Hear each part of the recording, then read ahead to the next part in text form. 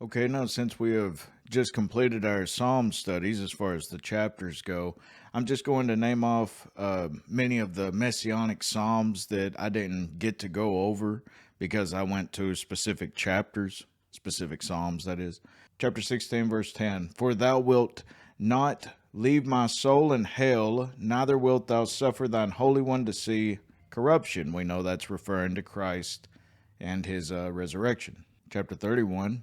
Into thine hand I commit my spirit. Thou hast redeemed me, O Lord God of truth. Psalm 34. He keepeth all his bones, not one of them is broken. And you can go by the pictures that I've picked out for this in order to see the context as it relates to the New Testament. And in chapter 35, the very next chapter, false witnesses did rise up, as false witnesses came against Christ at his trial. Psalm 40.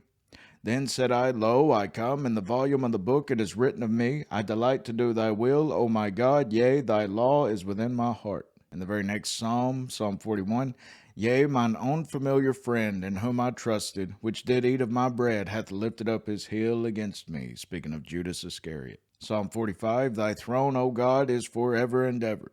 The scepter of thy kingdom is a right scepter. Thou lovest righteousness and hate wickedness, therefore God, thy God, hath anointed thee with the oil of gladness above thy fellows. Psalm 68. Thou hast ascended on high, thou hast led captivity captive. Thou hast received gifts for men, yea, for the rebellious also, that the Lord God might dwell among them. Now, of course, this is speaking of Christ after the resurrection and his ascension, his initial ascension, that is. Whenever after he went to the grave for 3 days, he went down to Abraham's bosom, got those of the Old Testament saints, if you will, those before him and whom had faith. He went down there, got them, led captivity captive, and freed them, took them with him up to heaven.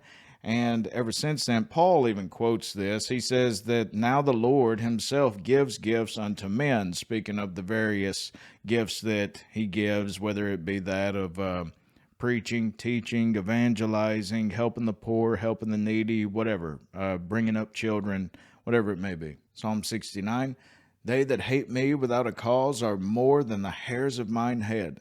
They that would destroy me, being mine enemies, wrongfully are mighty. Then I restored that which I took not away. And then just a few verses later, For the zeal of thine house hath eaten me up, and the reproaches of them that reproach thee are fallen upon me. It actually references back to this whenever Jesus makes the cord, and he says, You shall not make my Father's house a place of merchandise. They turned it into a market of sorts, the temple. And for the third time in the same chapter, 69, they gave me also gall for my meat, and in my thirst they gave me vinegar to drink. Psalm 78, if you'll notice how it's like gold found within a mine or something.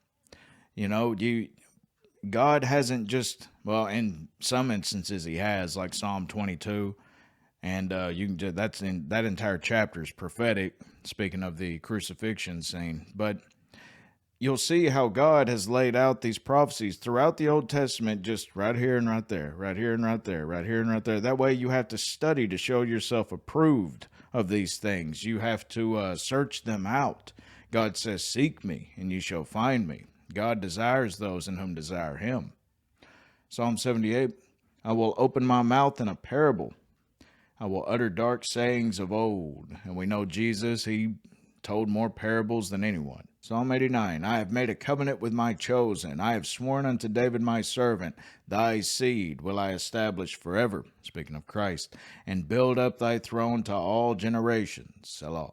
Psalm 109, For my love they are my adversaries, but I give myself unto prayer, and they have rewarded me evil for good, and hatred for my love. And coming to the close at Psalm 118, the stone which the builders refused is become the headstone of the corner. This is the Lord's doing. It is marvelous in our eyes. And just a few verses later in 26, Blessed be he that cometh in the name of the Lord. This is what they shouted whenever he rode into Jerusalem on the donkey. We have blessed you out of the house of the Lord.